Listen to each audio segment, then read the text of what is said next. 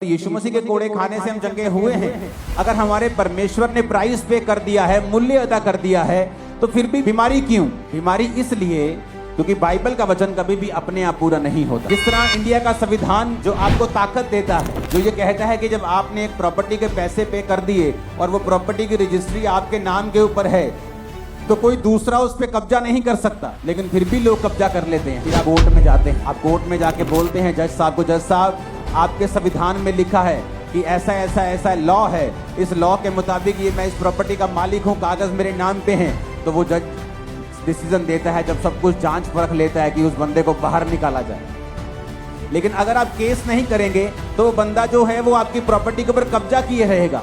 आप रोते रहिए, आप रेंट पे रहते रहिए, आप कुछ भी करते रहिए, नुकसान झेलते रहिए, लेकिन ये सारी चीजें आपका छुटकारे का कारण नहीं बन सकती जब तक आप केस नहीं करेंगे। उसी तरह से आपको परमेश्वर के वचन जो बाइबल में लिखे हैं अपने आप से कभी भी पूरे नहीं होंगे जब तक आप इन वचनों को लेंगे नहीं। जब 2005 में बीमार था, जब मैंने आपको अपनी बाइबल, पहली बाइबल दिखाई थी, तो वो कहीं कहीं से काली है, कहीं कहीं से वो येलो है। क्यों? क्योंकि मेरे सिर पे जब मेरे को मेंटली अपसेट के अटैक होते थे तो बहुत सारा अनॉइंटिंग ऑयल मेरे सिर पे लगा रहता था।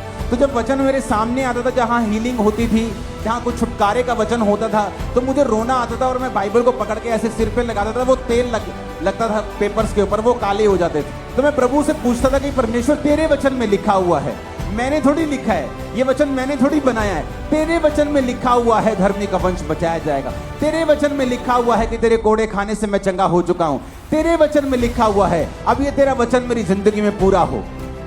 अपने आप कुछ नहीं होगा। पेंटिकोस्ट के दिन चेले प्रार्थना कर रहे थे। क्या प्रार्थना कर रहे थे? जब पवित्र आत्मा उतरा, मैंने लोगों को पूछा, कहते जी प्रार्थना कर रहे थे कि परमेश्वर तेरा आत्मा उतरे। मैंने कहा ऐसा तो नहीं लिखा बाइबल में। वचन कहता है, उन्होंने पुराने नियम का वचन निकाल के योएल नबी की पुस्तक निकाली और कहा, प्रभु तेरे वचन में लिखा है अंत के दिनों में तू अपना आत्मा सब मनुष्यों के ऊपर उंडेलेगा। अब तू अपने लिखे हुए वचन के अनुसार अपना आत्मा दे।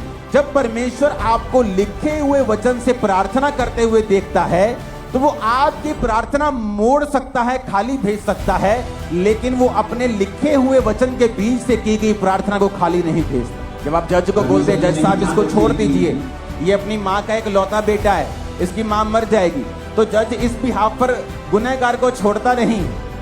आप कुछ भी मत बोलिए जज को, ये अकेला बेटा है कि इसकी माँ के 14 बच्चे हैं, छोड़ दीजिए। आप ये बताइए जज को कि ये प्रूफ है जी, ये निर्दोष है। जज और कुछ नहीं पूछेगा, उसको छोड़ देगा। उसी तरह से आप परमेश्वर को धमकियां देते हैं, प्रभु मैं तो अभी जवान हुई हूँ। आप धमकियां देते हैं, प्रभु मेरा बच्चा अभी छोटा है। आप धमकी देते हैं, प्रभु मेरे पास पैसा नहीं है, तो मेरी माँ को कैंसर कैसे हो सकता। आप धमकियां देते हैं, उसका कोई भी असर परमेश्वर पे नहीं होगा, क्योंकि वो लिखे हुए वचन से बीच में से जो प्रार्थना की जाती है उसको वो सुनता है और उत्तर देता है, क्योंकि वो अपने वचन का इनकार नहीं कर सकता। एक विश्वासी को कैसे प्रार्थना करनी चाहिए? इस प्रार्थना को, इस वचन को सुनना। अगर आपने सुना और माना, लाइफ सेम नहीं होगी, उत्तर आएंगे, आपकी लाइफ रिलीज होगी, शैतान से डिलीवरेंस होगी, हर तरह से आप ऊंचा जाएंगे। आमीन खड़कने वाला चाहिए जरा।